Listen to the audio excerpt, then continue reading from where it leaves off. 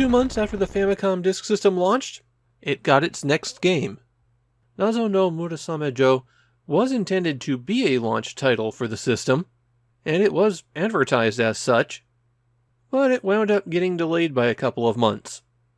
Probably for the best, since even if they weren't spending that time putting extra polish on the game, the dry spell after launch would have been even worse without it. And unlike everything else that I've covered so far in this series, Nazo no Murasame-jo never had a cartridge release. I mean, unless you're counting the Game Boy Advance re-release from almost 20 years later, but that's not what I'm talking about here. Nazo no Murasame-jo was trapped on the disk system until it became a retro game that people were going back to visit. The plot of the game is that a meteor landed near Murasame-jo, and after that, people in the area started acting strange.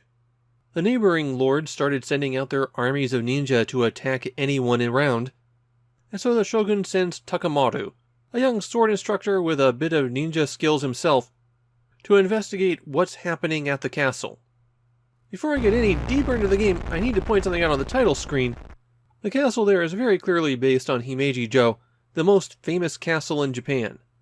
Once you've moved past that title screen, you can enter your name. There are 3 slots where you can save your progress, though considering how little is saved, mostly your save slot is used for retaining your score. The only gameplay element that's saved is what level you start on. There are 5 stages in Nazo no Murasame-jo, and the stages are divided into 2 halves. First, the approach to the castle itself, and then an exploration of the castle until you find the boss. As you're playing, A is Takamaru's attack, while B activates any ninjutsu he has available. When you start out, this is the ability to disappear, becoming invincible for a few seconds while you can still attack.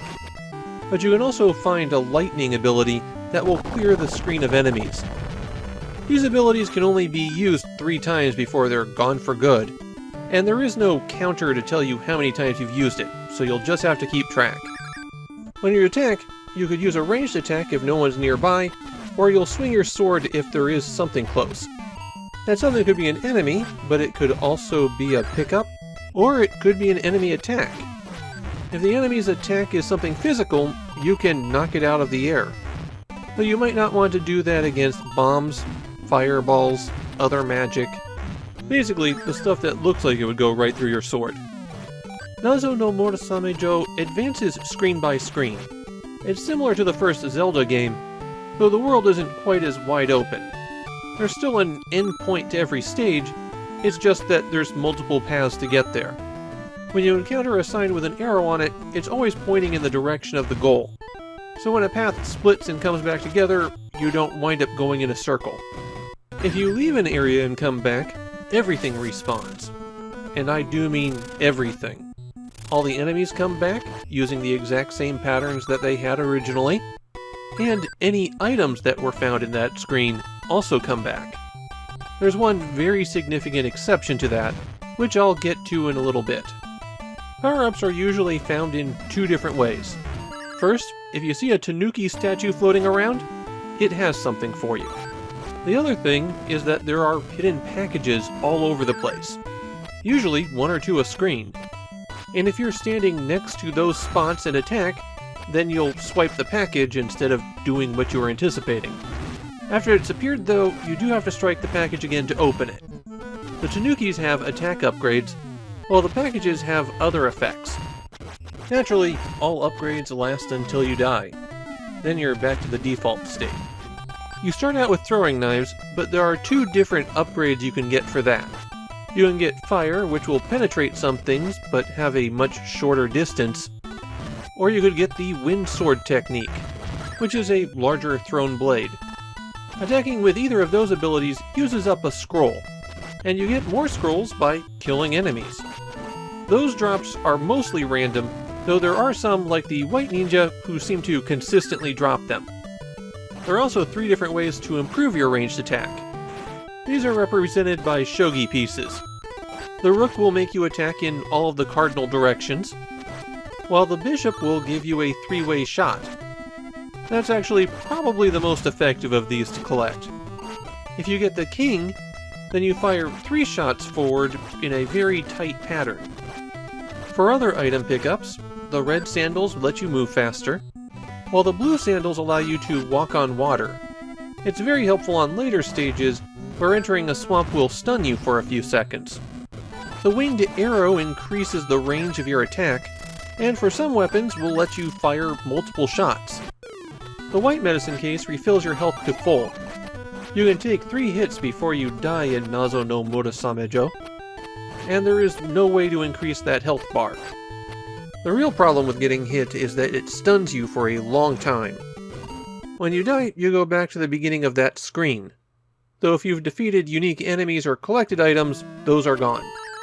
The red medicine case grants you an extra life. And finally, the helmet makes you invincible for a short time. There's one more pickup that you can find in the castle areas, and those are princesses. Rescuing a princess gives you an extra life as well, but they don't respawn, even if you get a game over. Re-entering the room and attempting to collect the princess again will reveal a monster instead, and this monster will pursue you across screens, requiring an absolutely enormous amount of damage before it goes down. So basically, don't try to double dip the princesses. There's a surprising variety of enemies in Nazo no Murasame-jo. The most common type that you'll face are the ninja who just pop out everywhere. They have a variety of behaviors and styles that are all mixed up here. Sometimes they just hang out at the edge of the screen, popping up and shooting at you. And other times they'll jump in and run around. Blue and black ninja are the generic ones. I don't think the blue ones even drop scrolls. Red ninjas shoot unblockable fire instead of throwing shuriken, and the white ninja jump in and jump back. The most annoying ninja that I encountered were the ones that are flashing black and white.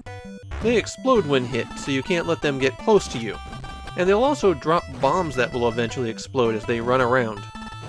There are also ninja that are invisible. You can only know where they are by the shadow on the ground. Then there are the major enemies. These usually appear in a place where they can block the exit to a screen, and inside a castle, you'll have to destroy all of them on the screen in order to open a path. Most of these enemies require multiple hits to defeat, though if you can manage to get close, your sword will take them out in one swipe. The big guys that you encounter out in the field can't be blocked. There's a bomb thrower, and a fire breather, and a tengu that shoots whirlwinds. Getting close to any of these is a real challenge. In the castle, most of the big guys block your ranged shots, so in those cases you have to get an opening, then hit him with your sword. There's a swordsman and a twirling spearman out there. Maybe the most annoying are these rope-throwing guys. They've got a bad tendency to fill up the screen. And that brings me to something significant about Nazo no Murasame-jo. The game is brutally difficult. You're dealing with a constant stream of projectiles coming at you from any angle.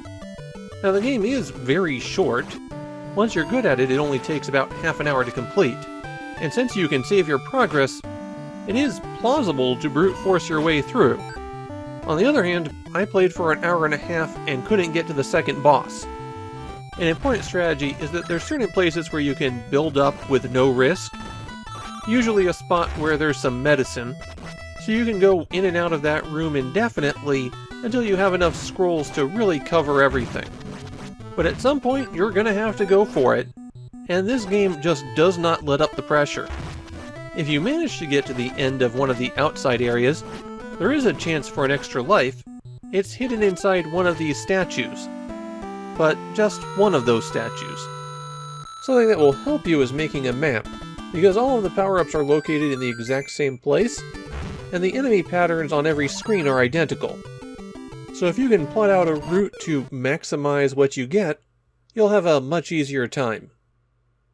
Although Nazo no Murasame-jo was very popular on release, it seems like its luster faded fast. Nintendo effectively buried this one in a vault for 20 years.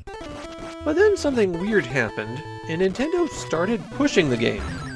First there were re-releases on the Wii Virtual Console, then they made a special mode based on it in the Nintendo-published Sengoku Musou 3, or Samurai Warriors 3.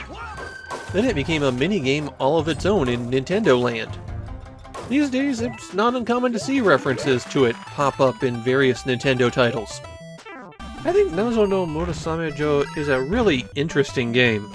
You can see the Zelda DNA in it, and maybe that's why Nintendo delayed the release. It was just too similar. But it's Zelda if they made it a straight action game. A screen-by-screen fight to get to the end. There are rough edges. The game is gonna feel awfully unfair at first. And, well, later. But it's still a very interesting action game, and a good addition to the Famicom Disk System's library.